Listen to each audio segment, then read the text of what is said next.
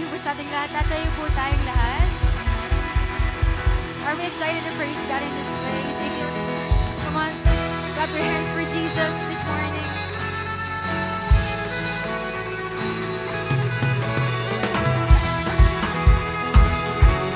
Come on. Come on, everybody sing. Oh, oh, oh,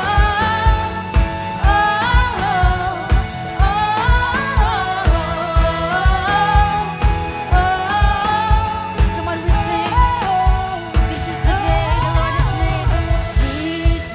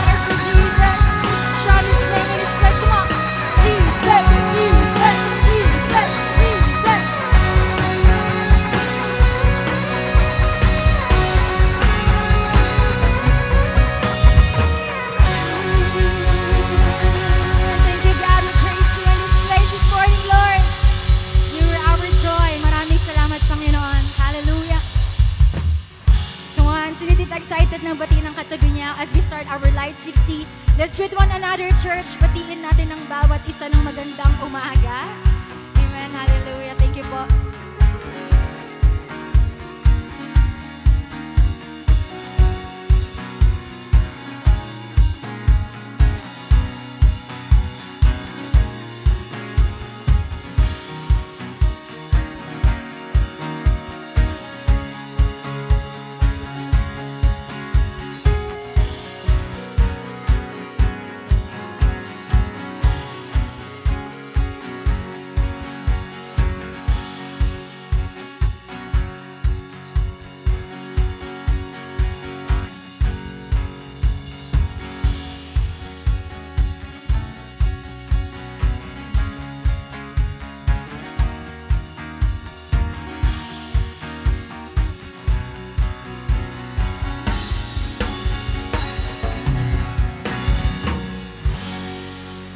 Good morning, church! Ayan, whether you are joining us online or on-site, allow me to welcome you on the last month of the year 2024 here at the House of the Lord. Ayan, palakpakan naman po natin ng Lord.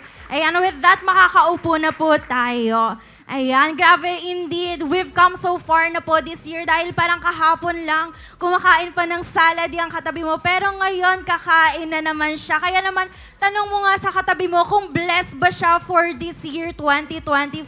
Ayan, batiin nyo rin po sila.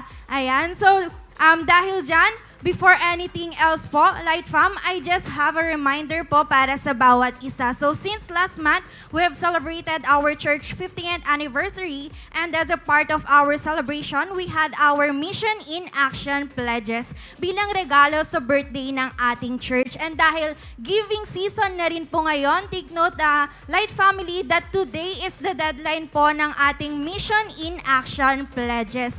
Kaya naman po para sa mga may tickets na and sa mga may pledges na po, pwede nyo pong ihulog sa ating drop box ang inyong mga pledges after this celebration. And para naman po sa mga gusto pa pong kumuha ng tickets, ayan, sa mga wala pa pong tickets, pwede po kayong kumuha sa ating mga ushers mamaya after this celebration sa ushering table na lang po. So, with that, let's continue to partner with the Lord in this wonderful mission. So, thank you so much, Light Fam. I know kanina pa tayo handa for the new series this month of December. Amen po ba? Ayan, pakigising naman po yung mga katabi natin. December na, maging excited po tayo. So now, let us prepare our hearts and minds as we listen to His Word. Have a blessed first day of December. Ayan, so grateful Sunday po, Light Family. Yan, batiin naman po natin yung katabi natin. Magsabi tayo ng hi. Sige po. Or hello. At ngitian mo naman siya. Ayan. Sino pong mga nag-almusal ngayon ng spaghetti? Ay, wala pa pala. December 1 pa lang po pala. Ayan, again, palakpakan po natin ang bawat isa dahil talaga namang pumunta yung katabi mo dito. Nagsuot ng talagang napaka-bonggang OOTD niya. Tignan mo nga yan, naka-OOTD naman, di ba? At talagang in-overcome nga, ano man po yung mga possible na naging hadlang para makapagsimba po siya. Amen po ba? Ayan. So, let me introduce myself po. My name is Coach Jenny May. So, I'm a college instructor po at Gordon College, and I'm one of the network leaders po ng ating church. So I want to acknowledge some important people po na nandito po ngayong umaga sa ating simbahan. At ito po ang ating mga first-timers and visitors po. Ayan, pwede ko po ba silang maanyayahan po na tumayo? Yung mga first-timers natin, new friends po. Ayan, pwede po ba natin silang patayuin? Ayan. Hello po, good morning po. Welcome po sa ating Light Family po. Sige po, yung mga malapit po sa kanila, pwede po natin silang kamayan. Ayan, welcome po sa ating Light Family. And pwede na rin po tayong umupo. We're so glad po na makasama po kayo today. And masaya po ba tayo na meron po tayong first-timer ngayong morning? Amen. Ayan. Kaya tulungan nyo naman po akong i-welcome din sila mamaya. And if malapit po tayo sa kanila, pwede natin silang ngitian and kamayan po. And thank you po sa pagbibigay nyo ng oras sa amin para po makadalo po ngayong umagang ito. And may inihanda lang po kaming small token po ng gifts later on. May mag-a-approach po sa ating consolidation team po right after po ng ating celebration po. So we'd love to know more about you po, kaya please po, wag po tayong aalis. Ayan. And of course, kung meron po tayo mga on-site, meron din naman po tayo mga online. Hello po. po and good morning po sa ating mga online. Sa mga first-timers po natin and new friends po natin online. If you want to be part of our growing family po, just click the link po na naka-attach po sa ating comment section. And ang ating live connecting po will surely reach out to you right after this celebration po. And I hope na makasama din po namin kayo soon in person po dito sa ating simbahan. Again, welcome po sa ating mga first-timers. And sino po dito ready na siyang magbigay sa Panginoon? Very excited na siya. Amen po ba? So let me read our text for this morning from 2 Corinthians chapter 8, verse 7. It says here that, "But since you excel in everything, in faith, in speech, in knowledge, in complete earnestness, and in the love we have kindled in you, see that you also excel in this grace of giving." So, ito pong verse na ito is Paul urges the Corinthian church po to fulfill their commitment po to support yung mga suffering Christians po sa Jerusalem that time.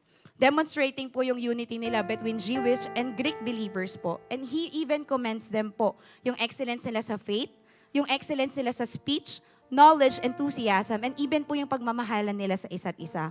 But Paul is also encouraging them to excel also in generous giving.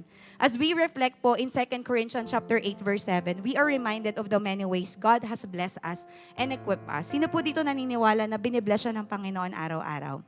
Amen. So here are the 3 key reflections po on excelling in giving. Number 1 po is a response to God's generosity. Giving po reflects God's abundant generosity through Jesus. And we give joyfully our time, our effort po, our money, and even our possessions in response to His love. Pangalawa po, a reflection of our faith. Generosity po demonstrate yung pagtitiwala natin sa Panginoon that He will provide for us. Showing that our faith na magmimit po siya ng needs natin sa anumang season ng buhay natin and as we share po with other people.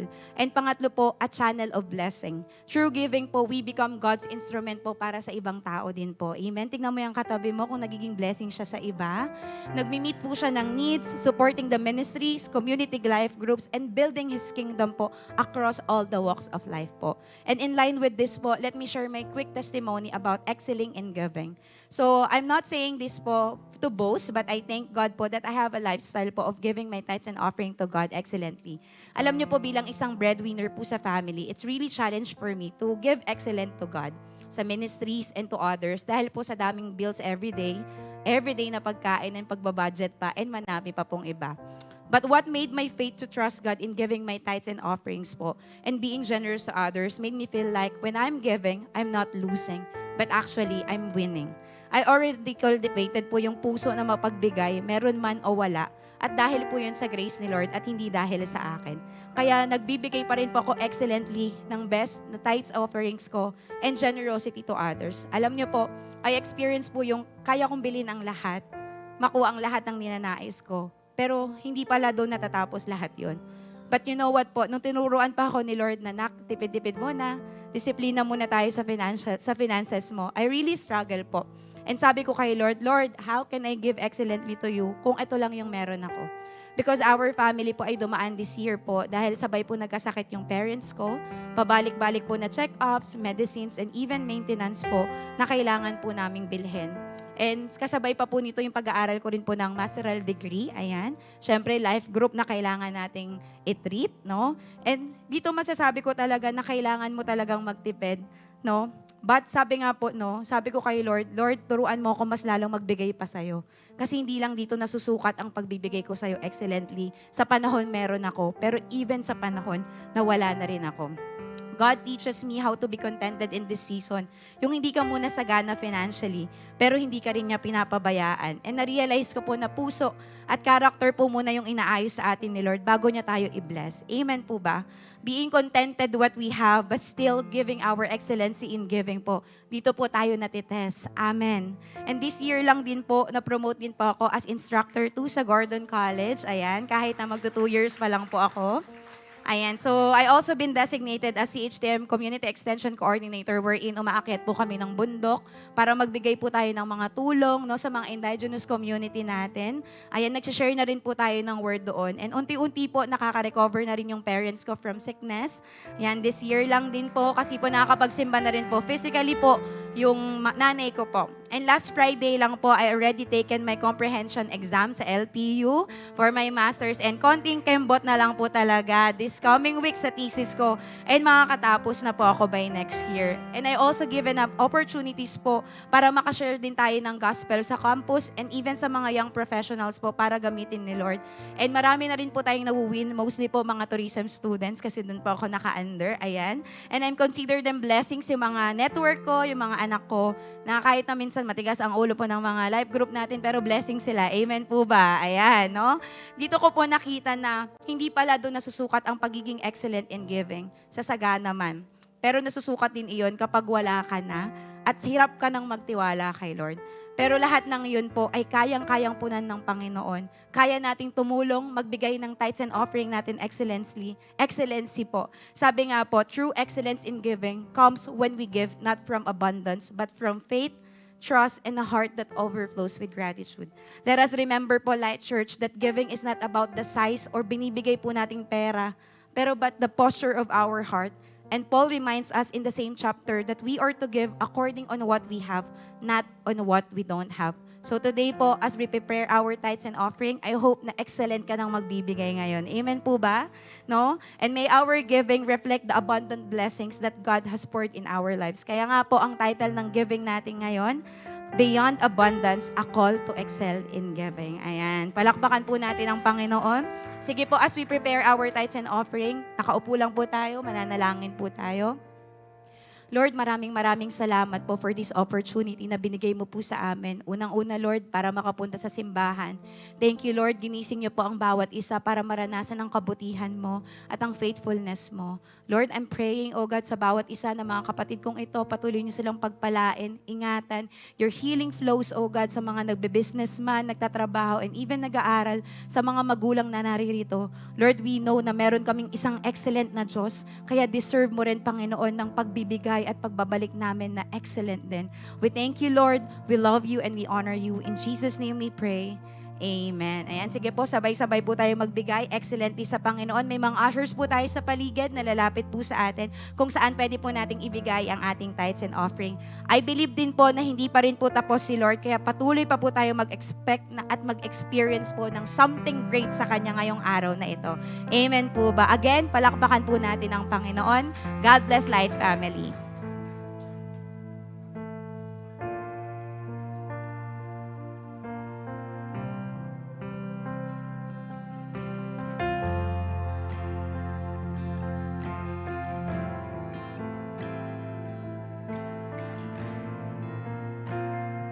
Come on, let us continue to honor God in this place. Tatayo po tayong lahat and let us begin to give the Lord the best worship.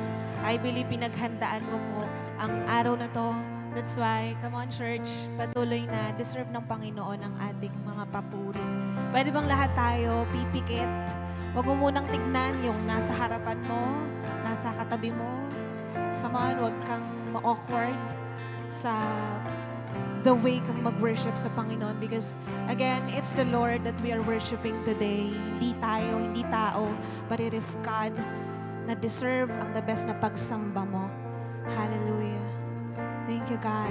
And right now, let us acknowledge God's presence in our midst. Come on, acknowledge His presence and begin to thank God sa buhay mo. Alalahanin mo yung goodness niya, yung mercy niya, the mere fact that we are here, we are gathered here to bless His name. It's a blessing from God. Hallelujah.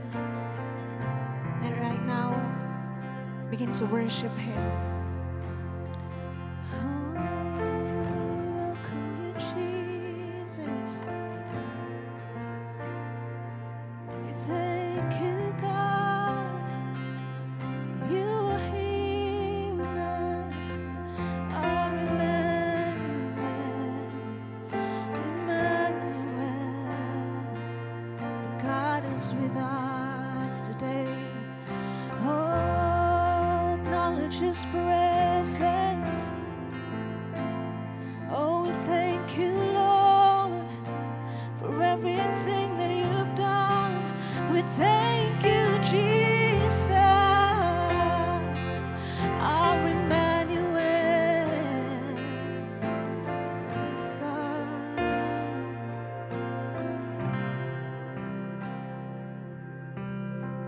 together in this place of worship. Your greatness we proclaim. We stand as one in giving you all glory and acclaim. To you our hearts are open. To you our hands we raise. Come take the place of honor in our lives.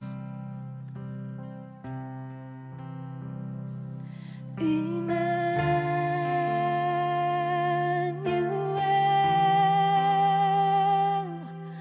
our God is with us. Prince of Peace, mighty one, the ever-living God.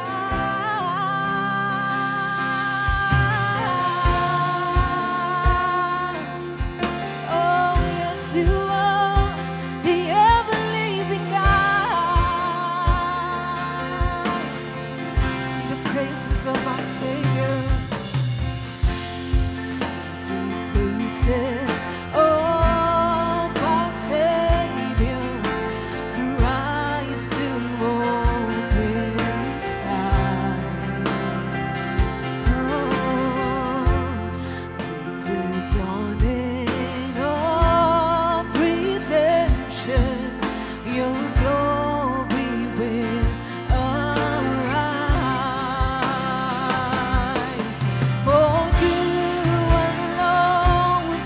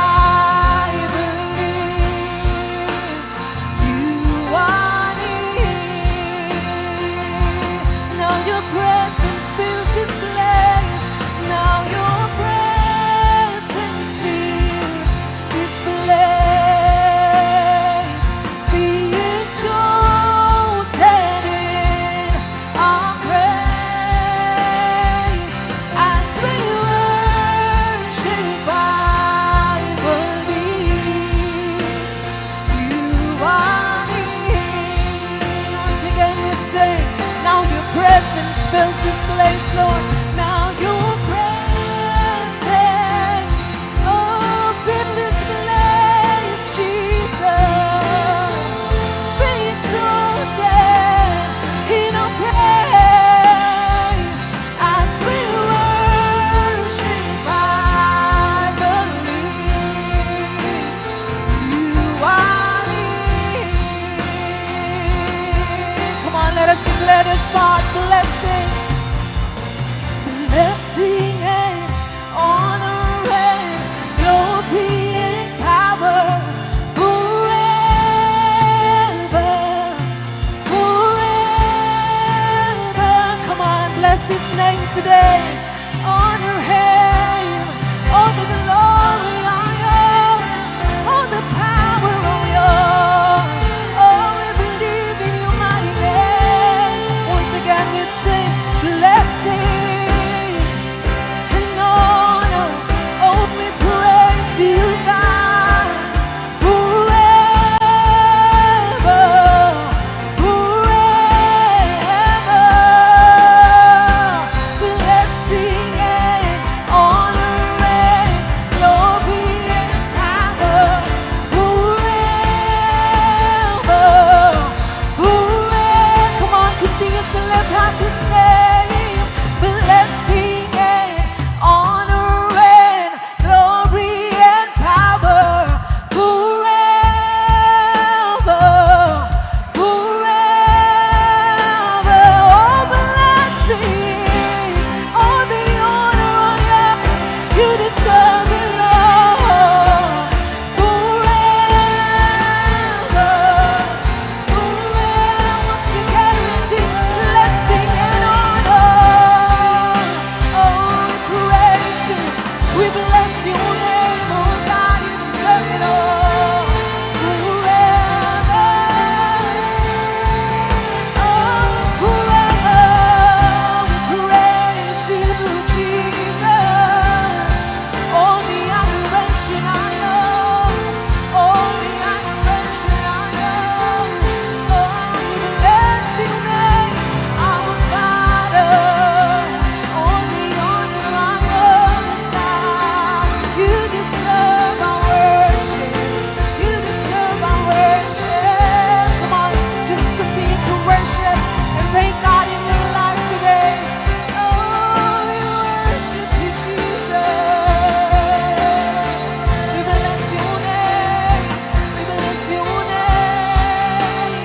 Forever, God. The ever-living God. We bless your name. We bless your name. Oh, once again we say, blessing and honor and glory and power forever, forever. Blessing and honor and glory and power forever, forever. Blessing and honor and glory and power forever.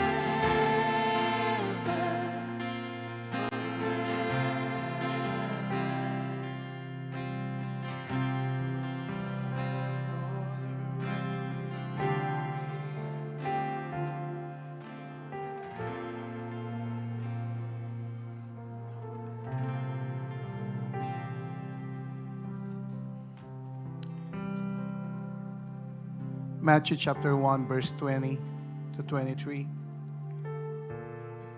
But after he had considered this, an angel of the Lord appeared to him in a dream and said, Joseph, son of David, do not be afraid to take Mary home as your wife, because what is conceived in her is from the Holy Spirit.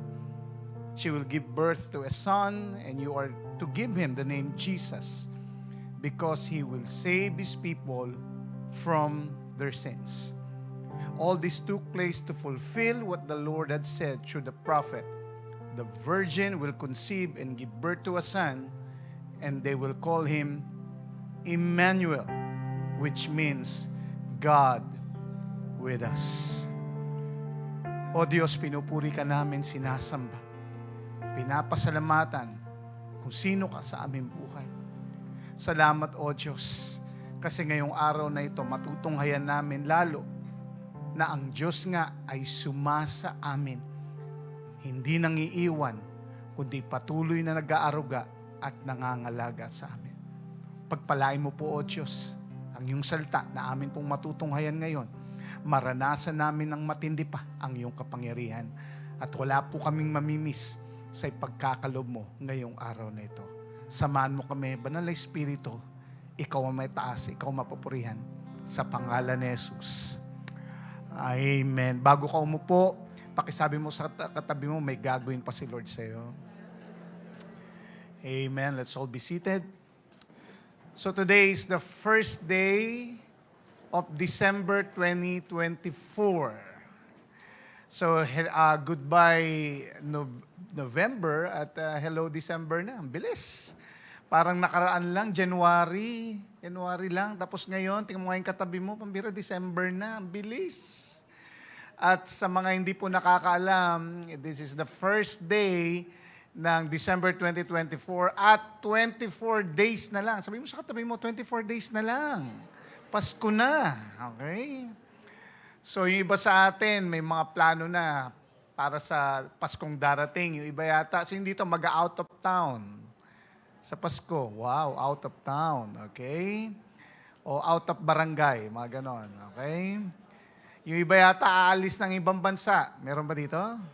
Wow, okay. Yung iba uwi ng probinsya. Meron ba?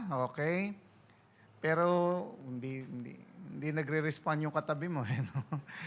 Pero yung iba, baka katulad ko sa bahay lang magpapasko. Meron ba? Sa bahay lang? So, dito sa bahay lang, magpapasko. Ayan. Okay. Huwag sa kabilang bahay, ha? Okay? Baka hindi naman kayo imbitado. Kaya sa mga sa bahay lang magpapasko, kaya sabihin niyo po ako, ha? Na kung maghahanda kayo, lulusubin namin kayo. Okay? So, karamihan sa atin excited na kapag dumarating ang Pasko. Sabi nga, ito yung wonderful time sa kanilang buhay. Wonderful season ng kanilang buhay. So, karamihan, talaga pag dumarating ang Pasko, talagang excited sila, talagang sineselebrate ito. Pero may mga tao na hindi nagse-celebrate ng Pasko. Aminin natin yan. May mga tao na ayaw nila ang Pasko. Kasi hindi sila naniniwala daw na talagang December 25 daw, hindi sila naniniwala na talagang pinanganak nga si Jesus. Kaya bakit namin isa-celebrate? Actually, the first mention ng pagkapanganak ni Jesus na sinabi na December 25 ay makikita natin back to the 3rd century kung saan sinulat ni Hippolytus, okay, of Rome, ang sabi niya, the first advent of our Lord in the flesh when He was born in Bethlehem was December 25th. So siyang first mention na nagsabi na ang Pasko o kapanganakan ni Jesus ay December 25. Okay? At ang earliest mention ng ganitong observance ay makikita natin sa Pilokyan na calendar noong year 336 na practice ng mga Romans. So noong pa lang sineselebrate na nila. December 25, birthday ni Jesus. Ganun sa kanila. So, by the way, di ba sa ibang bansa, merong 4 na seasons. Di ba? Ano yung 4 na seasons? Spring, summer, fall, and winter. Sa atin sa Pilipinas, ano lang? 2 seasons? Hindi, 4 din. Una, tag-init. Pangalawa, sobrang tag-init. Tag-ulan at sobrang tag-ulan. Di 4 seasons din tayo. Okay? So, merong argument na nagsasabing, hindi daw December talaga pinanganak si Jesus. Kasi kung December daw pinanganak si Jesus, winter season yun. Hindi raw kakayanin ng mga shepherds na sila yung mga nakakita ng mga nakakita at nakarinig ng sign na pinanganak nga si Jesus na kung yun daw ay winter, hindi kakayanin daw ng mga shepherds na alam mo yon pumunta sa lugar na yon at kasi mamamatay daw yung mga tupan nila dahil sa sobrang lamig kasi nga winter ang December. So hindi sila may mga arguments na gano'n na hindi December pinanganak ang Panginoong Hesus. Some Bible scholars naman naniniwala na pinanganak daw si Jesus hindi winter kundi fall season, mga September to October, mga ganyan yung kanilang kaisipan. So, ano ba talaga? As a church ba, kailangan ba nating i-celebrate ang Pasko sa December 25? Well, the truth is, wala naman talagang maliwanag sa Biblia kung kailan at yung exact date and year kung kailan nga talaga pinanganak si Jesus. Wala kang makikita sa Bible na December 25, pinanganak si Jesus. Wala kang makikita ng ganun. Although sa history, may nagsasabi sa history na between 6 BC to 4 BC daw. Pero hindi pa rin 100% sure yun. So, but one thing is clear. The fact na si Jesus ay pinanganak, bumaba dito sa lupa para mamatay at isave tayo sa ating mga kasalanan, nag-resurrect, at buhay na buhay ngayon at muling babalik, ito'y sapat na para tayo mag-celebrate. Palakpakan po natin si Lord, tuloy na tuloy ang Pasko. That's why our December 2024 series, excited ba kayo? Ang title natin is, Hello, Christmas Again.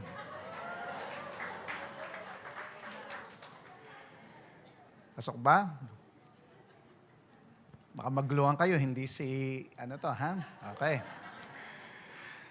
At sa Christmas story, maraming characters ang ginamit ng Diyos na nagbigay daan sa pagkapanganak ni Jesus. So pag-usapan natin ngayong buwan ang mga characters of the Christmas story. At isa nga dito na pangunahan natin sa series na ito ay yung tao na nagngangalang Joseph.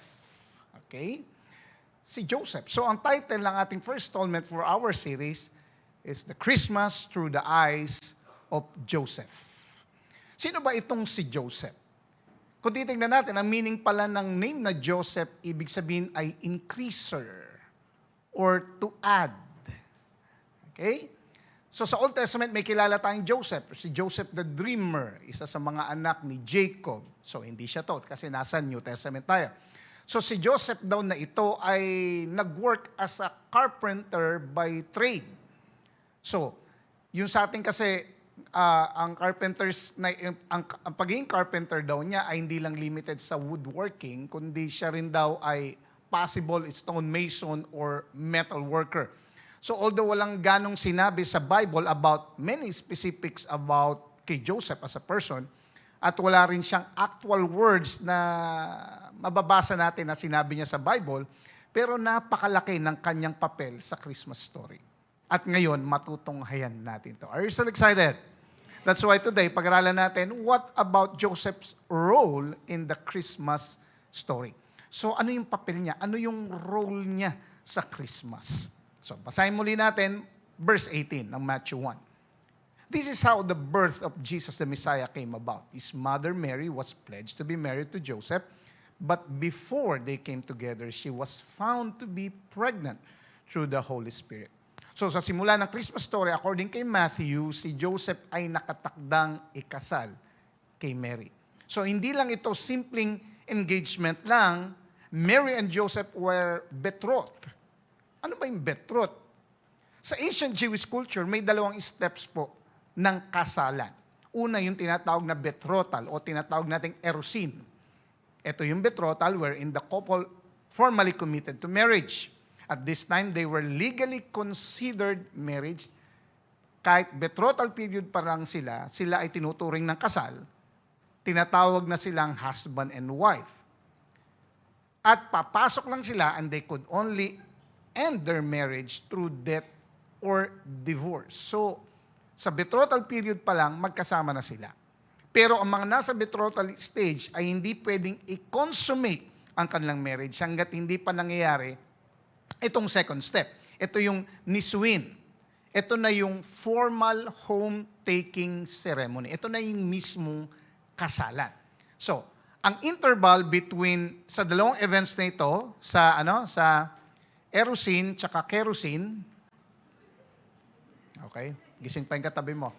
Ang interval ng erusin sa nisuin ay 1 taon.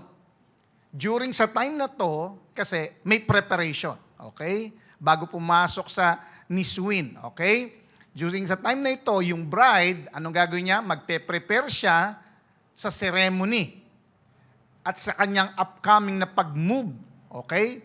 Doon sa bahay nila at doon na sa magiging tahanan nilang mag-asawa. At yung husband naman ay expected na ipiprepare ang bahay kung saan niya ititira ang kanyang wife. Okay? So, at the end of 1 year sa betrothal, ang dalawa ay magiging formally married na, pero kahit wala pa ang formal wedding ceremony, sa isang taon na yon, again, considered na silang husband and wife. Pero makikita mo dito sa verse 18, hindi pa sila formal na kasal, buntis na yung babae. At kung pag-aaralan natin, mga nasa 4 months na yung baby sa sinapupunan. Bakit? Saan ba galing itong si Mary? Itong si Mary ay dumating galing sa 3-month visit niya sa kanyang kamag-anak. So, nung umalis, si Mary, wala pang tiyan. Pero pagbalik, 4 months na. Kung ikaw si Joseph, anong gagawin mo? Philip tuloy. Kung ikaw si Joseph, okay? At si Mary, ay buntis na. Na yung pakakasalan mo, buntis pala. So humarap si Joseph sa isang matinding desisyon. Ano yung gagawin niya kay Mary at sa tinadala nito? Ano na lang iisipin ng kanyang mga kapitbahay kapag nalaman to?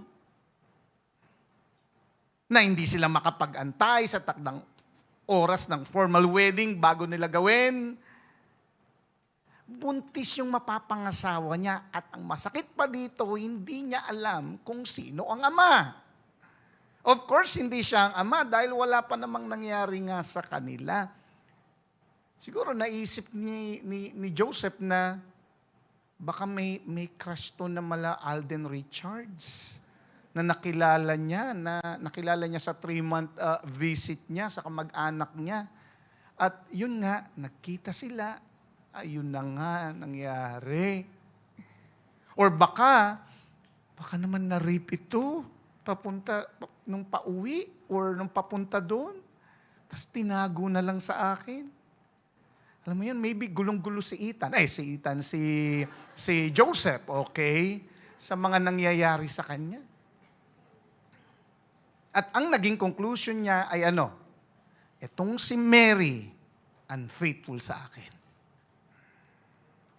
Now, naisip ni Joseph na yung napakalaking risk ng pagtataksil nitong babaeng ito sa akin.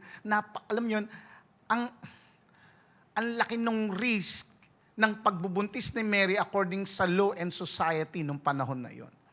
Una, sa nangyaring pagbubuntis ni Mary na hindi si Joseph ang ama, may karapatan si Joseph na i-reject siya, of course. Dahil embarrassment ito sa kanya at sa kanyang pamilya at sa kanyang testimony. At hindi rin pwedeng mag-expect si Mary na madali siyang i-accept ni Joseph at ng society. Pangalawa, dahil sa pangyayaring ito, pwedeng ma-stone to death si Mary dahil maliwanag sa Deuteronomy 22:22. If a man is found sleeping with another man's wife, both the man who slept with her and the woman must die. So ibig sabihin, pag ganon, pag nalaman pa lang may unfaithfulness doon, pwedeng patayin right then and there. Stone to death.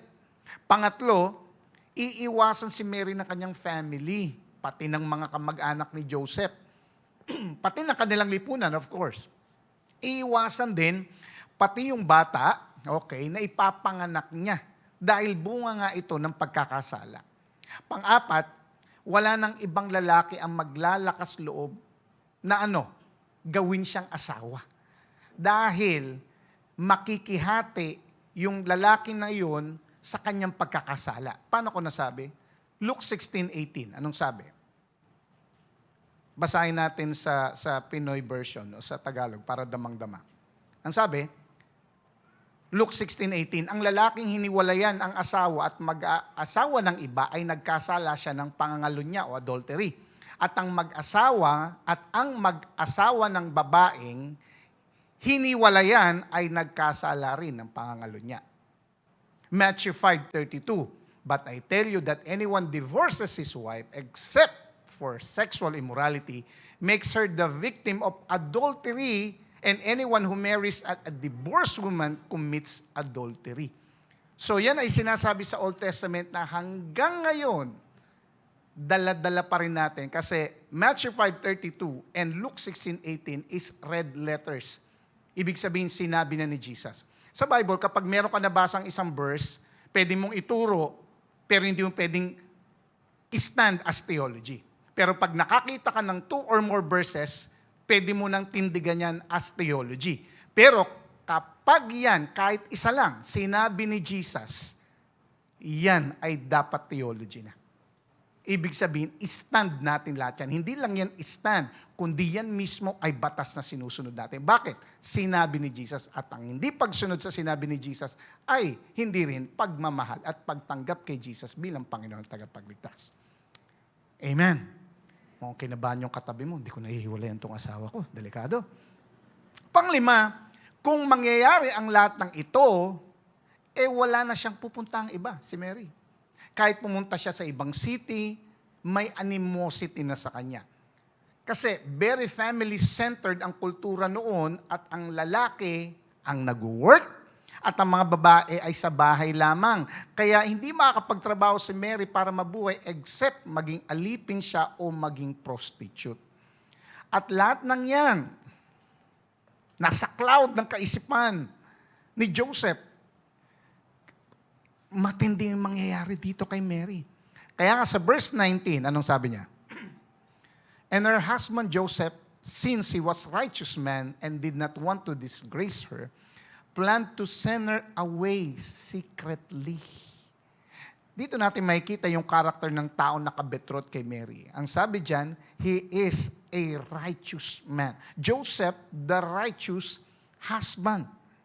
Righteous in Greek is dikaios. Ano ibig sabihin ng dikaios? Hindi kayo okay. Dikaios. Tumawa naman kayo. Okay? Dikaios meaning pertaining to being in accordance with high standards of rectitude, upright, just, or fair. Interested in doing the right thing. Pagiging honorable o mabuti. So tinawag si Joseph na righteous dahil matindi ang pagsunod ni Joseph sa Jewish law. At carefully, iniingatan niya ang kanyang reputation and testimony. At alam niya, masama ang kahinatnan ni Mary kapag nalaman ng mga tao ang pagbubuntis niya. Ang punishment ay nakaamba na kay Mary at ang only option na naisip ni Joseph according sa Jewish law ay hiwalayan si Mary secretly. Kahit mahal niya si Mary, obligasyon na ni Joseph na i-end na ang betrothal at ang marriage contract para hindi malagay si Mary sa alanganin at matinding kahihiyan. Hihiwalayan niya na lang ito ng palihim para hindi na magkaroon ng public trial at hindi niya na maranasan pa ang consequence ng kanyang pagkakasala. Gagawa na lang siya ng certificate of divorce at ipipresent niya ito kay Mary sa harap ng dalawang witness na required sa Jewish law. So lumalabas, sa gagawing ito ni Joseph, maliles ang judgment, maliles ang damage para kay Mary. Dahil hiwala niya ito secretly habang hindi pa napapansin ng mga tao na malaki na yung tiyan niya. Hanggat hindi pa napapansin at wala pa nakakalam. Gagawin niya ito para still maging intact pa rin ang reputation nilang dalawa, lalong-lalo na si Mary. So ang decision ito ay protection. Sabi mo nga, protection. So ang decision na ito ay protection ni Joseph kay Mary. At least, less damage. Isang better decision ng isang gentle, matalino at mature na tao. A righteous. So Joseph was a man seeking to do the right thing.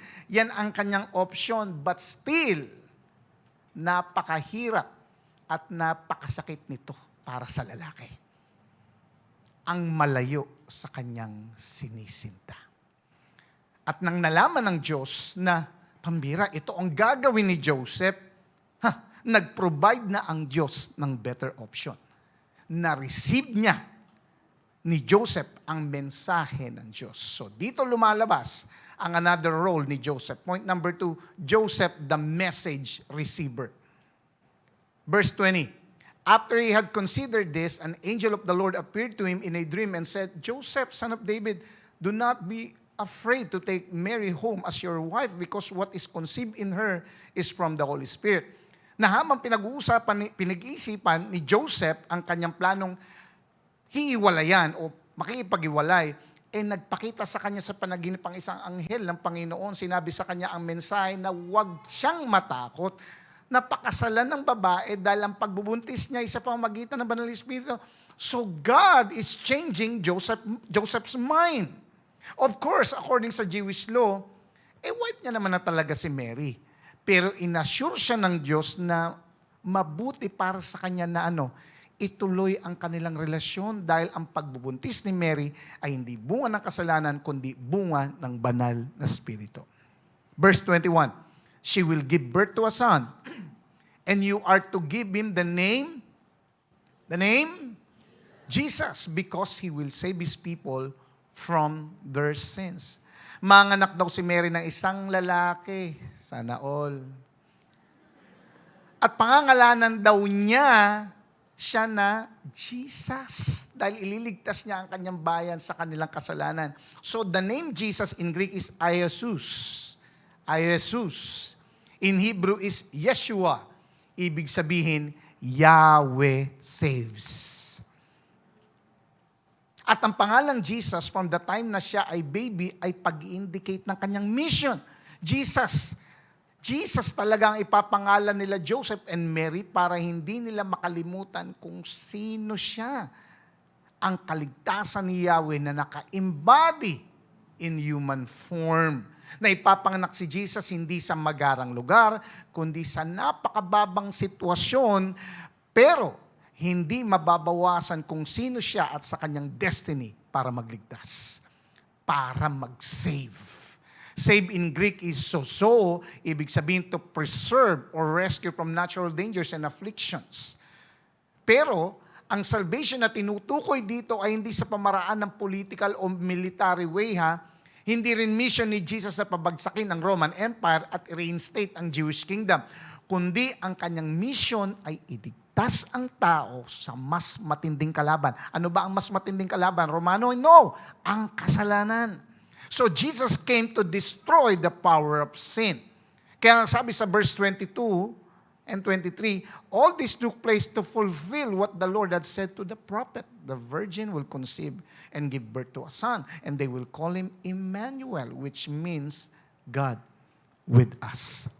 So ang mensahe ng Diyos through the angel ay kumpletong narinig ng mama, narinig ni Joseph, na nangyari ang lahat ng ito upang matupad ang sinabi ng Diyos sa pamamagitan ng propeta na magbubuntis ang isang birhen at manganak ng isang lalaki at tatawagin siyang Emmanuel. Meron bang Emmanuel dito? Yan, nagising siya. Na ang ibig sabihin ng Emmanuel, kasama natin ang Diyos. So, kung babalikan natin, nag-quote dito, okay, yung angel. So, ang kinote ng angel na ito ay sinabi sa Old Testament. Saan? Kay Prophet Isaiah. Isaiah 7:14. Therefore, the Lord Himself will give you a sign. The virgin will conceive and give birth to a son and will call him Emmanuel. So, doon papalayan sa Old Testament, binalik muli dito ng angel sa New Testament. Now, ano po ba ang context nito sa panahon ni Isaiah? Well, ang original setting ng passage ng Isaiah 7:14, ito yung nag-exhort si Isaiah kay King Ahaz ng Judah, ng Southern Kingdom, na umarap sa threat sa paglusob sa Jerusalem ng army ng Northern Kingdom kasama ang Aram Damascus at Syrian Kingdom. So sinabi ni Isaiah kay King Ahaz na, huwag kang matakot. Sa halip, mag-stand firm ka sa iyong pananampalataya sa Diyos. At bilang sign, eto nga, ang sabi ng Diyos na magbubuntis ang isang birhen at manganak ng isang lalaki at tatawagin siyang Emmanuel, na pagpapaalala na hindi sila iiwan o iniiwan ng Diyos lalo na sa panahon ng kaguluhan. Ito ay maikling prophetic insight, a glimpse far into the future ng isang baby na maipapanganak na isang biri na magdadala ng presensya ng Diyos para palayain ang kanyang bayan. So the virgin conception at ang pangalang Emmanuel ay nagtuturo sa fuller meaning of Christ. Ito ay prophecy na tinatawag na foreshadowing. Sabi mo nga, foreshadowing. Hindi 3, hindi 2, hindi 1, kundi foreshadowing. Kakaintindihan tayo. Tumawa naman kayo. Okay? Ito'y prophecy na tinatawag na foreshadowing kung saan ang contemporary prophetic event or insight noon sa Old Testament ay pagbibigay ng isang pawaiwatig na may mangyayari sa future. Na ang prophecy na ito na Isaiah ay may double fulfillment. Ano yon? Isang present type fulfillment, ito yung type, at may future completion, the anti-type na magdadala ng prophecy sa fullness o tinatawag na completion. Na yung initial fulfillment ay nangyari sa panahon ni Isaiah. Na yung Emmanuel ay talagang naranasan nila. Sila ay sinamahan ng presensya ng Diyos sa kanilang pagharap sa mga Assyrian army na nananakot sa kanila nung panahon ni Isaiah, habang ang ultimate fulfillment at completion ng prophetic word na Emmanuel ay si Jesus. God with us. Can I hear amen? Kahit hindi mo naintindihan, sabi mo, amen. Yan, thank you, Lord. Okay? Pag sinabi nating Emmanuel, God with us, ito yung perfect way para i-describe ang kapanganakan ng God-man, Jesus Christ, na fully man and fully God. At nung na-receive ni Joseph ang message ng angel sa kanyang panaginip, ano ang kanyang ginawa? Verse 24. When Joseph woke up, he did what the angel of the Lord had commanded him and took Mary home as his wife. But he did not consummate their marriage until she gave birth to a son. And he gave him the name Jesus. Nung magising daw si Joseph, sinunod niya ang sinabi ng angel at pinakasalan niya nga si Mary. At ginawa niya lahat ang pinapagawa ng Diyos sa kanya. So Joseph obeyed. Why? Because Joseph is the obedient man. So sabi sa passage, hindi muna sumiping si Joseph kay Mary hanggang sa maipanganak si baby Jesus. Nagsiping lang sila after nilang maikasal nung naisilang na si baby Jesus. Ulitin ko. Hindi sila nagsiping bago ipanganak ang Panginoong Hesus. Pero after nilang pinanganak ang Panginoong Hesus, nagsiping na sila. After nilang maikasal at nung naisilang na si baby Jesus. So lumalabas, hindi totoong nakagisnan nating katuruan ng aher o ahe partenos. Ano ibig sabihin nun? Meaning, the ever virgin. Meaning, the perpetual virginity that Mary remained a virgin her whole life even after the birth of Jesus. Ibig sabihin, kung may kaisipan pala tayo na tinuro sa atin na si Virgin Mary ay still virgin, she's no longer a virgin. Pinasalungalingan ng passage na ito yung nakagisnan nating dogma or doctrine about Mary na totoong nagsiping sila, hindi na siya virgin. Kaya huwag mo siyang tatawaging Virgin Mary kasi hindi na siya virgin. Yun ang tinuro sa atin. Pero according sa passage na ito, hindi siya nanatiling virgin. Dahil totoong nagsiping sila ni Joseph at nagkaanak pa nga. After ni Jesus. Kasi yun ang pruweba. Okay, Matthew 12, 46, 47. While Jesus was still talking to the crowd, his mother and brothers stood outside wanting to speak to him. Someone told him, your mother and brothers. Nandun sa labas, hinahantay ka, gustong magpag-usap sa'yo. Hindi, baka ano po yan. Pag-aaral natin, talagang laman niya. Talagang anak ni Mary, anak ni Joseph. Matindi pa dito, pinangalanan niya mga yan. Matthew 13, 55, 56. Isn't this the carpenter's son? Okay. Yung anak daw nung kumanta nung, la la la la la. Hindi yun. Isn't this the carpenter's son?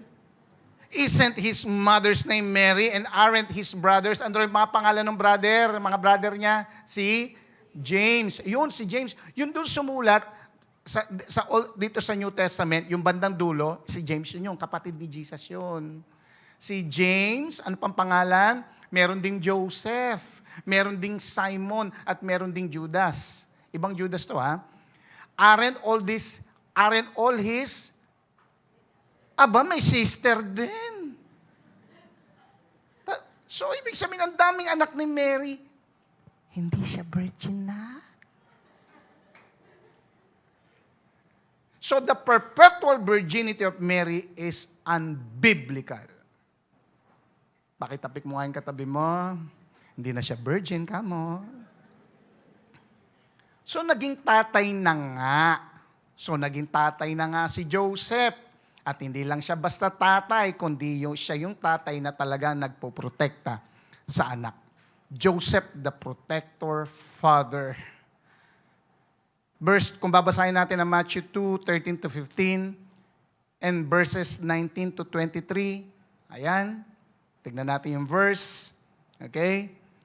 So sa mga verses na yan, hindi ko na babasahin, ay talagang nangusap ang Diyos sa kanya again through dreams para maranasan ni Jesus ang protekta ng isang earthly father na nagpakita kay Joseph sa panaginip ang isang anghel ng Panginoon ulit na pinabangon siya para dalhin si baby Jesus at Mary sa Egypt. Why? Kasi pinag-i-stay muna sila doon. Why? Kasi hindi pa sila pwedeng bumalik. Why? Kasi hinahanap ni Herodes si baby Jesus para ano? Para cute-cutein. Hello, ganon. Hindi, para patayin. Papatayin niya ni Herodes si Jesus. Kaya nga nung gabing ring yun, umalis silang lahat papuntang Egypt at nanatili ron hanggang sa mamatay si Herodes. At nang mamatay na nga yung monster na Herodes na yan, muling nagpakita ang angel ng Panginoon sa panaginip ni Joseph. Habang nandun sila sa Egypt, sinabi sa kanya na bumangon na at umuwi na dahil iuwi na si baby Jesus at Mary sa bayan ng Israel dahil deads na yung mga nagtatangka sa buhay ni baby Jesus. They're dead. Wala na. Kaya bumangon na si Joseph, dinala na mag-ina pauwi ng Israel.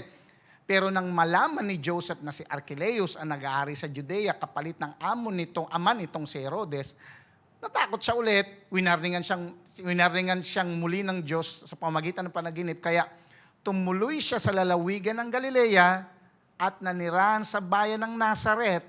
Kaya natupad din ang sinasabi na propeta na tatawagin si Kristo na Nazareno. So, sino dito? Sino dito nakita niya talaga? Importante si Joseph sa Christmas story. Can I hear amen? Isang mabuting asawa, isang dreamer na meaning nakakarinig ng mensahe ng Diyos, masunurin sa Diyos at ama na willing magprotekta sa kanyang anak. Now, ang tanong, sa dinami-dami ng tao at lalaki that time, bakit si Joseph ang napili para maging earthly father ni Jesus? Natanong niyo rin ba? Bakit nga, no? Bakit si Joseph? Bakit? Sa natutunan natin, siguro dahil siya ay righteous, siya ay obedient, siya ay faithful, caring, and protective na ama at kung ano-ano pa. But for me, meron pang mas malalim na dahilan kaya siya ang naging God's choice para maging instrumento sa kapanganakan ni Jesus. Ito yon.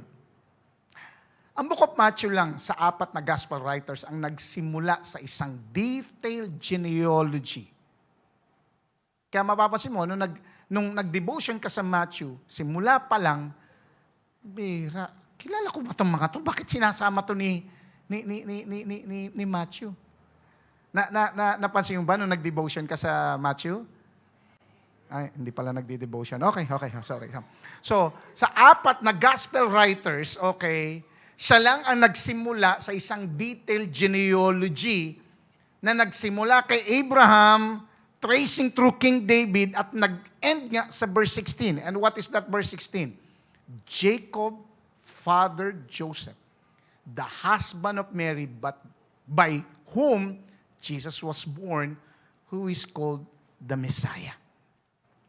So, ang genealogy ay nag-trace sa earthly lineage ni Jesus back to David, na hinilera si Jesus sa linya para sa ultimate kingship, ang Messiah, ang Kristo, ang Anointed One, ang heir sa kingdom ni David na magro-rule over sa kingdom of God forever. At iyan ay matagal na kasing prophecy. And what is that prophecy? Jeremiah 23:5-6, that the days are coming, declares the Lord, that I will raise up for David a righteous branch, a king who will reign wisely and do what is just and right in the land. In his days, Judah will be saved, and Israel will live in safety. This is the name by which he will be called, the Lord, our righteous Savior. Verse 11, verse 1 ng Isaiah, a shoot, okay? Shoot, hindi yun. A shoot will come from the stump of Jesse. Sino ba si Jesse? Yung father ni David. From his roots, a branch. Yung branch yan, malaking B. It's a proper noun. Will bear fruit. Ibig sabihin, yan ay person. Kaya nga, very significant, importante yung pagkuman ng Diyos. This is theological. Listen. Kaya nga, very significant at importante yung pagkuman ng Diyos kay Joseph na ano? Na pangalanan yung baby as Jesus bilang personal name. Why? Kasi kala natin simple lang to, pinangalanan lang naman. No! Ito'y pagpapakita na inacknowledge ni Joseph si baby Jesus bilang sarili niyang anak. Even though hindi talaga siya ang tunay na ama, naging legal na ama ni baby Jesus si Joseph according sa Semitic law. So, nung dumating dito si Jesus, legal, sabi mo nga, legal. Hindi katulad ni Satanas na pumasok dito sa mundo, illegal. Bigla na lang tuwing, ito na ako. Ganon siya. So si Jesus pumasok dito legal, dumaan sa pagkabata, dumaan sa system ng maipapanganak. Lahat tayo dumaan dito, tama ba? Maliban kung sa kawayan ka galing. At bilang resulta ng ganitong legal adoption, sabi mo nga, legal adoption. At ang resulta ng ganitong legal adoption, ang ancestry ni Joseph bilang descendant ni King David ay na-transfer sa kanya na naging legal na anak. Of course, biologically, si baby Jesus ay begotten by the Holy Spirit na tunay na Son of God. Pero dito sa lupa, legally, siya ay anak ni Joseph. Kaya tagapagmana siya ng lahat ng promises na para kay King David na ancestor nga ni Joseph. So sa pagbibigay ng pangalan ni Joseph, and therefore adopting baby Jesus, si King David ay naging earthly ancestor ni Jesus. Kaya nga dito na fulfill ang propesiya that Jesus, Son of David, na ating Messiah. Sino dito maraming natutunan? Palakpakan niya si Lord. Hallelujah. So, ang puso ng kwento about kay Joseph sa Christmas narrative na ito, again, ay tungkol sa isang matuwid na tao na nagising ng isang araw at nakita na ang kanyang buhay ay wasak. Ang kanyang asawa ay buntis, hindi siya ang ama. Ang kanyang tiwala tuloy ay nasira. Ang kanyang pangalan ay na-damage at ang kanyang future ay gumuho na. Ang story ay tungkol sa isang matuwid na tao na sumusuri at umaharap sa isang kaguluhan na wala siyang kinalaman. At nagpasya na lang na magtiwala na ang Diyos ay kasama niya. Ang ipapanganak na bata ay nagmistulang gulo para sa kanya. Pero dahil sa instruction ng Diyos, inangkin niya ang kaguluhang ito, binigyan ng katuwiran, at binigyan pa niya ng pangalan. And so, ang kaguluhang ito ay naging lugar kung saan ipinanganak ang bagong buhay. Ang story ni Joseph ay madalas kwento rin natin. Araw-araw, tayo ay nahaharap sa mga pangyayari na lampas sa ating kontrol. Mga pangyayari na hindi natin gugustuhin para sa ating sarili, na tinutokso tayong talikuran ang paniniwalang ang Diyos ay kasama natin sa anumang kaguluhan meron tayo. Na nagsasabing, huwag kang matakot dahil nandito at kasama mo ang Diyos. Kaya nga bilang application, kung ikaw si Joseph, how do you respond to this? Yun bang naranasan mo yung sobrang negative na nangyari sa buhay? Na maybe merong negative na nangyari sa asawa mo, nangyari sa anak mo, may negative na nangyari sa family mo, or maybe sa'yo. Anong gagawin mo? How will you respond to this? Pero katulad ni Joseph, hindi niya pala alam na lahat ng ito ay inalaw ng Diyos according sa kanyang plano. Na sometimes may mga dumarating sa buhay natin na hindi natin maintindihan. Minsan tayo ay naguguluhan. Yung bang okay ka naman, wala ka namang ginawang mali, pero bakit mga negative yung mga nangyayari? Madalas pag ganyan na nangyayari, ang ginagawa natin ay mapikon, mayamot, magalit, maghanap ng masisisi. Pero sa ating natutunan, sa halip na ganyan ang ating maging reaksyon, why not tumahimik muna tayo saglit at mag-isip-isip at tanungin, bakit kaya inaalaw ng Diyos ang lahat ng ito? Bakit kaya inaalaw ng Diyos na mangyari ito sa akin? Ano kaya ang plano ng Diyos sa akin sa sitwasyon na ito? Mga kapatid, ako po naniniwala, kapag dumating ang mga gantong sitwasyon, isa sa dapat nating gawin, number 1 ay isik ang Diyos. At hanapin ang kanyang kasagutan sa kanyang salita. Hanapin mo yung plano niya. Hanapin mo yung will niya. Saan? Hindi sa billboard, hindi kung saan-saan dito, kundi sa kanyang salita. Naliwanagan si Joseph nung narinig niya ang salita ng Diyos. That's why number 1, kapatid, you seek the Lord. Paliliwanagan ng Diyos ang iyong kaisipan. Amen? Nung nabuntis si Mary, naisip ni Joseph na ito ay kalapastanganan, pero hindi niya alam na si Jesus pala ay nasa loob ng kanyang sinapupunan. Hindi alam ni Joseph na si Jesus pala ay nandoon.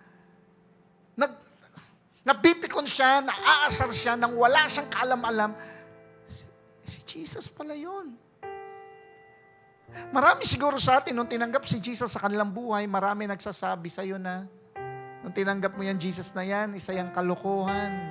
At ang paglilingkod sa Diyos ay isang malaking kabaliwan at pagsasayang lang ng oras. Yes, nakakalungkot pag ganito. Gusto nating uminto sa paglilingkod sa Diyos, sa ating relasyon sa Diyos pag nakakarinig tayo ng mga ganyang batikos. Sa istorya din, di ba? Muntik nang maghiwalay si Joseph at Mary dahil kay baby Jesus. Totoo yan. Pwedeng dumating sa time na nang dahil sa relasyon mo kay Jesus, pwedeng tabangan na sa'yo yung ibang tao dahil sa kaka-praise the Lord mo. Pero sa halip na mapikon, number 2, you find strength with the Lord. Humingi tayo ng lakas at huwag tayong magpadaig sa panunukso ng demonyo. Hingi tayo ng kalakasan sa Diyos dahil sure sasamahan tayo ni Lord sa mga kinakarap nating persecution sa pagsunod kay Jesus. Tandaan mo, kasama natin ang Diyos. The Emmanuel. Ipanalangin natin ang mga umuusig sa atin. Malay mo, one day makakilala din sila kay Christ.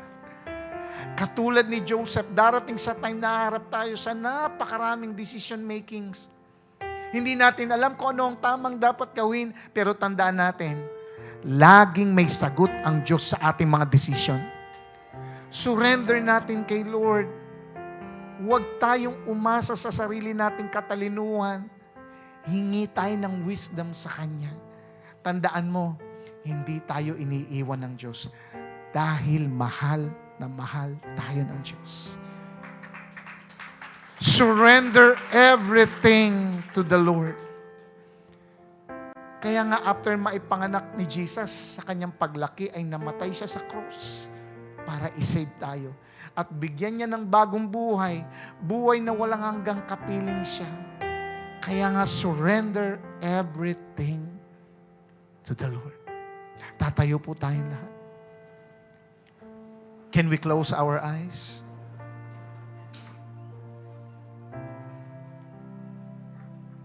Hindi ko alam kung ano specifically ang problema mo. Wala rin akong clue kung ano mang gulo ang napasok mo. Wala rin akong idea kung ano ang pinagdaraanan mo. Pero isa lang ang alam ko at sure ako, may gagawin sa iyo ang Diyos sa araw na ito. Right now, kung naniniwala ka, can you raise up your hands? Itaas mo yung dalawang kamay. Reach out to God. He is here. Sa mga oras na ito, nandirito ka ngayon at naririnig mo, maybe sa pinagdadaanan mo ngayon ay wala sa iyong plano. Pero alam mo ba na maaaring ipinapanganak na ang pagkakilala at pananampalataya mo sa Diyos sa iyong pinagdaraanan ngayon? Ang gagawin mo lang ay manampalataya at isuko ang iyong buhay sa Kanyang pangalan. Come on, raise up those hands. Hindi mo alam sa iyong pinagdaraanan ngayon, may nabubuhay na pananampalataya sa iyo. Sa iyong mga problema, may nabubuhay na tiwala sa Diyos na siyang magbibigay sa iyo ng kapayapaan. Yang pinagdaraanan mo ngayon, yang sitwasyon mo ngayon, ay posibleng maipapanganak ang puso na sumasamba sa Diyos. Sa pinagdaraanan mo ngayon, posibleng may maipanganak sa iyo na bagong buhay na siyang magdadala sa iyo sa buhay na walang hanggan. Come on, raise up those hands. Raise up those hands to the Lord. Reach out. He's here. God is with us. Hallelujah, hallelujah. Oh, surrender everything. Yeah, yeah. Oh, Rabashaka. Surrender everything to the Lord. Lahat ng sitwasyon mo, pinagdaraanan mo, surrender everything. God is with you. He's not leaving you. He's with you. Hallelujah. Come on. There is more. There is more. There is more. Wow. Hallelujah. He's our Emmanuel.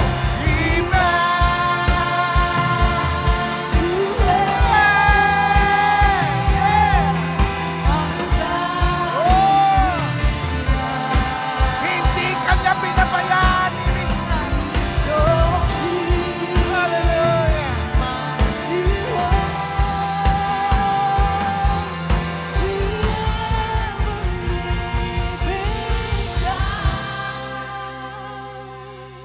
Lord, lumalapit po kami sa iyo. Nagpapakumbaba.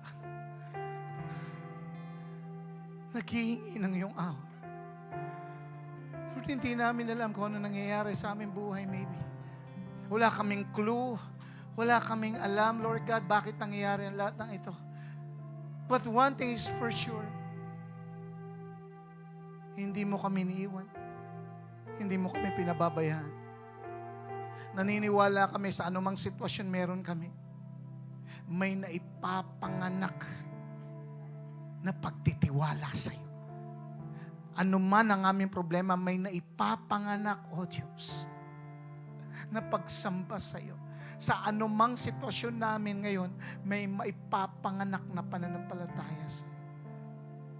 Kaya nga, O Diyos, patawarin mo po kami sa lahat ng aming pagkukulang, kayabangan at kasalanan sa iyo. Nabatid namin ang pag-ibig mo, O Diyos, na pinadala mo ang Panginoong Hesus dito sa lupa para dalhin ang aming mga kasalanan dun sa krus. Pagbayaran ito dahil sa pag-ibig mo ng matindi sa amin. Kaya nga, O Diyos, Panginoong Hesus, pumasok ka sa aming buhay. Tinatanggap ka namin bilang Panginoon na tagapagligtas. Ikaw na po ang maghari, ikaw po ang humawak, at makita namin na sa mga oras na ito, merong pinapanganak na pananampalataya sa iyo. Lord, sa mga oras na ito, humingi kami ng kalakasan sa iyo, na isurrender namin lahat-lahat sa iyo, anumang sitwasyon, anuman ang kaguluhan, anuman ang aming pinagdaraanan. At ngayon, O Diyos, na ipapanganak ang pananampalataya namin sa mga oras na ito. Na ikaw ang aming Diyos. Na kung meron kaming Jesus, suma sa amin ang Diyos. Salamat, Panginoon. Hallelujah, hallelujah. Kung sinuko mo ang iyong buhay sa Panginoong Jesus, tinanggap mo siya bilang Panginoon tagapagligtas at nagsisi ka sa iyong mga kasalanan, you are now entitled to be part of this Holy Communion. Kumuha ka ng tinapay, kumuha ka ng cup, pagtanggap mo nito, tanggapin mo ito na may paggalang, huwag mo munang kakainin, huwag mo munang inumin, tanggapin mo ito na may paggalang. Sambahin mo ang Diyos habang tinatanggap mo ito, because He is our Emmanuel. He is our Emmanuel.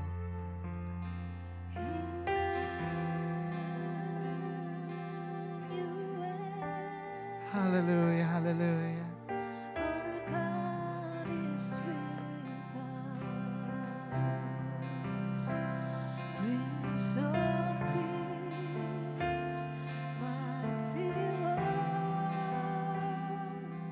Hallelujah. Taas natin ang tinapay at cup. Hallelujah. Lord, nagpapasalamat kami, O Diyos, sa katagumpayan na ginawa mo dun sa cross. Lord, inaalala namin, habang hawak namin ang mga elements sa communion na ito, nataas namin, Lord God, ang tinapay na ito, na simbolo ng iyong katawan, na siyang nabayubay dun sa cross, na sinaktan, sinugatan, pero sa iyong mga sugat kami nagsipagaling. Salamat din, Lord God, sa cup na ito, sa juice na ito that symbolizes your blood that washes away our sins. Without the shedding of the blood, there is no remission of sins. Lord, sa ginagawa namin ito, inaalala namin ang pagdating mo sa aming buhay. Pinanganak ka. Sa iyong pagkapanganak, lumaki ka, O Diyos. Dinala mo ang aming mga kasalanan dun sa krus. Ika'y namatay. Ika'y nilibing. Sa ikatlong araw, ikaw ay nag-resurrect. Umakyat sa langit. At muling babalik para kami sunduin. Salamat, O Diyos. Bless the cup. Bless the bread. We do this in remembrance of you. Let's partake. Kainin natin ang tinapay.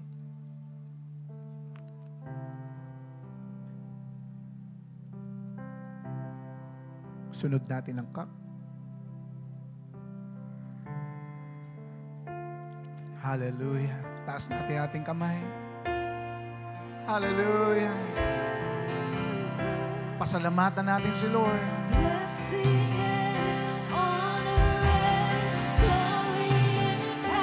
Hallelujah. Kung may naipanganak sa'yo, na matinding pananampalataya sa Diyos. Pasalamatan mo si Lord. Hallelujah! Yes!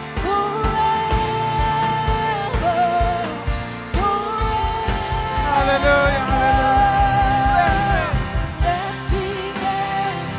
Yeah! Pasalamatan mo si Lord. Hindi ka niya iniwan. Hindi ka niya pinababayaan. Hallelujah. For the last time. Hallelujah. Blessing and honor and praise.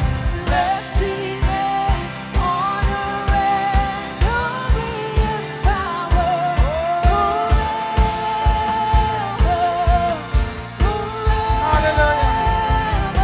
Blessing and honor.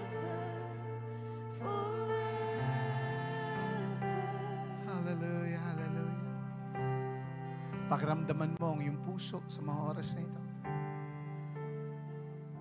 Maaari ba natin lagay ang ating kanang kamay sa ating dibdib? Sa mga oras na ito, may naipanganak na matinding pagmamahal, pananampalataya sa Diyos sa mga oras na ito. Ano man ang iyong pagdadaanan, ano man ang iyong kantungan, ano man ang kaharapin mong kaguluhan, hindi yan na magpapatibag sa iyo. Dahil tandaan mo, kung meron kang Jesus, God is with you. The Emmanuel. Hallelujah, hallelujah, hallelujah. Buksan natin ating mga mata. Naniniwala tayo. Nais ng Diyos, itong nararanasan natin ito, ay hindi lang tayo ang makaranas. Maranasan din ito ng marami pang tao na hindi pa nakakilala kay Jesus. Kaya nga, meron tayong mission and action pledge. Ito ay gagawin natin para magbukas pa ng maraming simbahan ngayong 2025. At in-announce natin na this is the last day ng pagbibigay natin ng ating pledge. May mga magbibigay sa atin, pagpapalain tayo ng Diyos. Pero naniniwala ko, hindi dito natatapos ang lahat ng ito. Sisimulan na natin kung meron tayo sa ating buhay na kaisipan na sa ating pagbibigay sa misyon, nananalangin tayo na gagamitin to ni Lord para marami pang makakilala sa Kanya. Then, yes, sinabi natin, this is the last day ng pagbibigay natin ng ating pledge. But today, pinapaalala sa atin ni Lord, anumang araw, anumang oras, anumang panahon, if you have the heart to give to the mission, then ibibigay na natin. Then magbibigay tayo. Ibig sabihin, kung wala pa tayo ngayon, okay lang. Kasi magiging part ito ng ating buhay. Kung naiisip mo every Sunday, gusto mo magbigay sa mission, just give it to the Lord. Ilagay lang natin sa sobre, this is for the mission. Ibigay natin sa Panginoon. Hallelujah. Sa mga gusto pa rin kumuha ng ticket at gusto pa rin mag-pledge, you can have it right now habang tayo ay nagkakantahan. Lord, salamat o Diyos. Lord, sa mga magbibigay na ng kanilang pledge, patuloy mo silang pagpalain. Patuloy mong i-bless ang kanilang pamilya at ang kanilang kabuhayan. Naniniwala ko, ang siyang nagbibigay, Lord God, sa mission mo, O Diyos, ay patuloy mong pagpapalain. Lord, magiging DNA na po namin ito, na kaming lahat ay susuporta sa iyong mission. Salamat, O Diyos. Palakpakan natin ang Lord. There's a reason to celebrate. Come on, there's a reason to celebrate. Once again, na malakas na palakpakan para sa ating Panginoon. Hallelujah! And ayun po sa mga habol na po ng kanilang tithes and offering, yung basket po po sa harap. As we sing this song together one more time, come on, Light Church.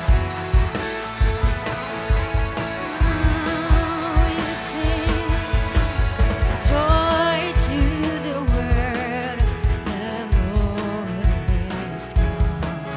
Let earth receive her King. Let every heart prepare Him room, and heaven and nature sing, and heaven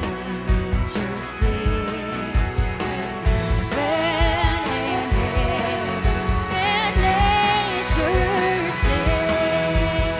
Come on, everybody. Joy,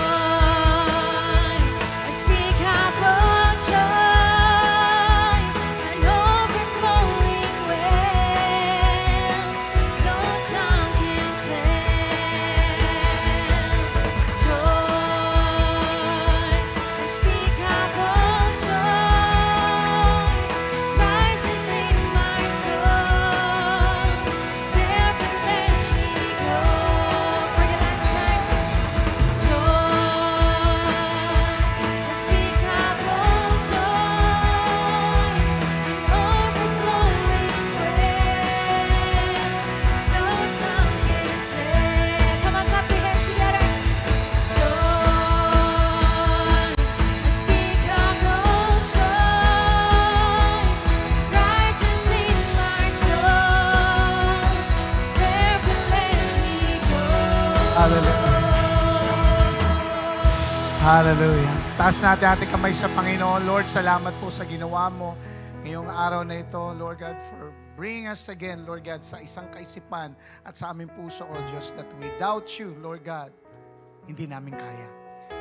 Pero kapag may Jesus kami, wala kaming hindi kaya dahil ang Panginoong Diyos ay suma sa amin. Patuloy mong pagpalain ng bawat isa, ang bawat pamilya, sa bawat mga nagtatrabaho, Lord God, nag-aaral, nagbi-business, at kung saan pa man, Lord God, mo dinadako, Lord, pag-iingat po ang igawan nyo at ang pagpapala ang ibusin nyo. Sa may mga karamdaman, Lord God, ikaw po ang mag-heal sa kanila, wala pong imposible sa'yo. At muli, Lord God, next Sunday, hindi kami papayag na hindi kami mag-invite. Invite namin na aming mga kapamilya, invite namin na aming mga kaibigan kasi ayaw namin na darating itong Pasko, Lord God, ang hindi namin nararanasan ng matindi ang kapanganakan, O Diyos, ng pananampalataya sa aming buhay para sa iyo. Salamat, Panginoon. Ingatan mo kaming lahat sa aming pag-uwi. Receive the blessings from the Lord. The Lord bless you. The Lord keep you, make His face shine upon you, and be gracious to you. The Lord turn His face toward you and give you peace. Lord, sa iyo po ang papurit, pasalamat. All glory belongs to you. In Jesus' name. Amen. God bless us all. Magkamayan po tayo. See you next Sunday. God bless us all.